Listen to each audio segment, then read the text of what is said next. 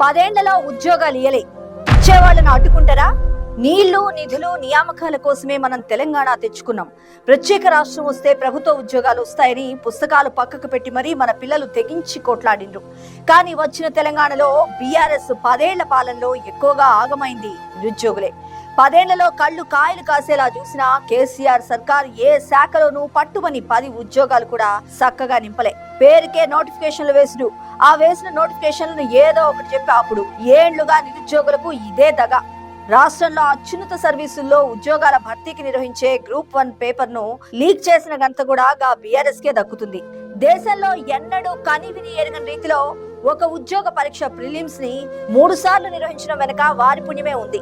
ఇవన్నీ చూసి విసిగిపోయిన నిరుద్యోగులు వారిని ఇంటికి పంపిండ్రు. అయినా నవిపోదురుగాక నాకేటి సిగ్గు అన్నట్టు ఇప్పుడు కూడా ప్రజాపాలనలో ఉద్యోగాల భర్తీ కాకుండా బీఆర్ఎస్ పార్టీ ఇప్పటికే అడ్డుకుంటున్నది. అధికారంలోకి వచ్చిన 16 నెలల్లోనే 50,000కు పైగా ప్రభుత్వ ఉద్యోగాల భర్తీ ప్రక్రియను విజయవంతంగా పూర్తి చేసిన తెలంగాణ కాంగ్రెస్ సర్కార్ను చూసి ఓర్వలేకపోతున్నది. ఎలాగైనా కాళ్ళలో కట్టెలు పెట్టాలని ఇప్పుడు గ్రూప్ 1 లో అవకతవకలంటూ నానాయాగి చేస్తుండ్రు. విజయవంతంగా మెయిన్స్ పూర్తి చేసి సర్టిఫికెట్ల వెరిఫికేషన్ కు క్యాండిడేట్స్ ని పిలిచాక ఇప్పుడు కోర్టు మెట్లకి ఉద్యోగాలు ఇవ్వకుండా అడ్డుకుంటుండ్రు. అటు బీఆర్ఎస్ వర్కింగ్ ప్రెసిడెంట్ కేటీఆర్, ఆ పార్టీ నేతలు పాడి కౌశిక్ రెడ్డి, రాకేష్ రెడ్డిని ప్రజాప్రభుత్వంపై ఉసిగొల్పి ఉద్యోగ నియామక ప్రక్రియ ఆగిపోతే నిరుద్యోగుల నోట్లో మట్టి కొట్టాలని చూస్తుండ్రు.